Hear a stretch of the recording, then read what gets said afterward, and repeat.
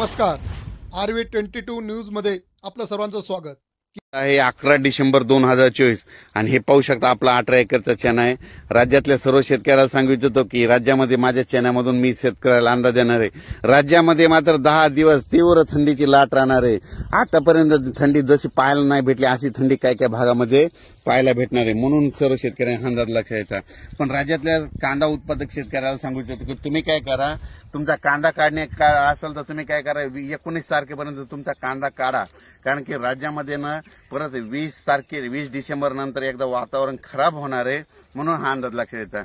म्हणजे राज्यातल्या सर्व शेतकऱ्याला सांगू इच्छितो की आणखी 10 दिवस कडक थंडीची लाट आहे, म्हणजे तीव्र थंडी राहणार आहे। पण मात्र 20 तारखेच्या नंतर एकदा पावसाचं वातावरण तयार होणार आहे, म्हणून हा अंदाज लक्षात येतात। राज्यातल्या कांदा शेतकऱ्याला सांगू इच्छितो की तुम्ही तुमचा कांदा काढून घ्या, कारण की 20 तारखेच्या तुम्ही कांदा काढून झाकून ठेवा, कारण की राज्यामध्ये सांगायचं झालं तर लातूर जिल्हा, बीड जिल्हा, परभणी जिल्हा, धाराशिव जिल्हा, सातारा, सांगली, सोलापूर, कोल्हापूर, नगर जिल्हा या भागामध्ये 20 तारखेच्या नंतर एकदा वातावरण खराब होणार आहे, नाशिकपर्यंत खराब होणार आहे, म्हणून हा अंदाज लक्षात द्यायचा।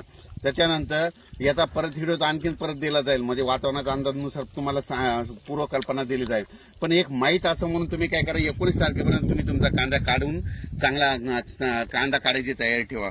आणि राज्यातल्या सर्व शेतकऱ्याला सांगू इच्छितो की म्हणजे 20 तारखेपर्यंत राज्यामध्ये उत्तर महाराष्ट्रामध्ये तीव्र अशी थंडीची लाट राहणार आहे, दिवसा देखील थंड वाढणार आहे। म्हणजे आणखी 1-2 दिवस वाढत गेल्याच्या नंतर दिवसा देखील सगळ्या शेतकऱ्यांना स्वेटर घातलेले दिसतील, म्हणून हा अंदाज लक्षात येतात। म्हणजे सगळं उत्तर महाराष्ट्रात नाही तर महाराष्ट्राच्या वेगवेगळ्या भागामध्ये दिवसा असा थंड वारा जाणवल आणि रात्री देखील 8च्या नंतर एक थंड हवेची एक झुळूक येईल आणि लगेच गारवा जाणवायला दिसेल, म्हणून हा अंदाज लक्षात येतात। आणि आपल्या महाराष्ट्रातले भाविक भक्त जर तिरुपतीला जाणार असेल तर तुम्ही काय करा, आपलं 13-14 तारखेला तिरुपतीकडे एकदा मोठा पाऊस पडणार आहे, म्हणून तिथला अंदाज घ्यायचा।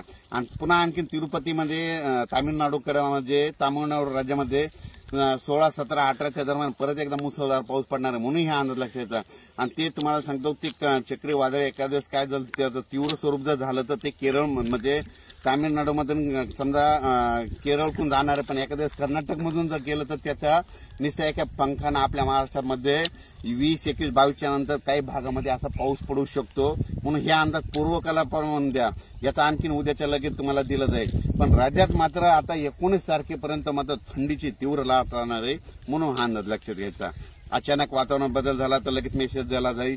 ज्यांच्याकडे चण्याचं पीक आहे तुम्ही काय करा, एक चांगलं बुरशीनाशक, एक चांगलं कीटकनाशकाची फवारणी करा आणि पाण्याची व्यवस्था असेल तर पाणी काय करा स्प्रिंकलरनं 5-5 घंट्याचं 6-6 घंट्याचं द्या, म्हणून हा अंदाज लक्षात घ्यायचा। पण राज्यात मात्र तीव्र थंडीची लाट राहणार आहे, म्हणून हा अंदाज लक्षात घ्यायचा।